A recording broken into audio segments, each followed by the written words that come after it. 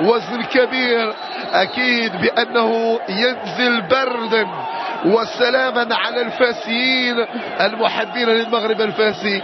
ولكن في الضفة الأخرى هناك من يتحين فرصة التعثر على الأقل.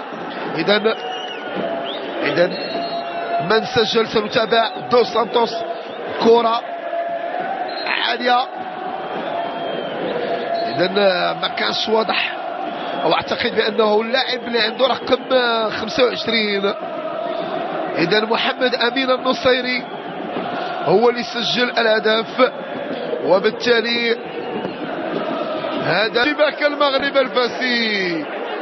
ما أقصاها عليكم يا فريق المغرب الفاسي ويا محبوه. ضربة قاضية وقاسية في مباراة وفي جولة ثانية كبيرة. من ضيع يسجل عليه. عبد الهادي حلحول كان قريب في مناسبتين أو 3 مناسبات، قلت بأنه لاعب الفتح. والسلمي يعتمد على القامات الطويلة والبنيات الجسمانية.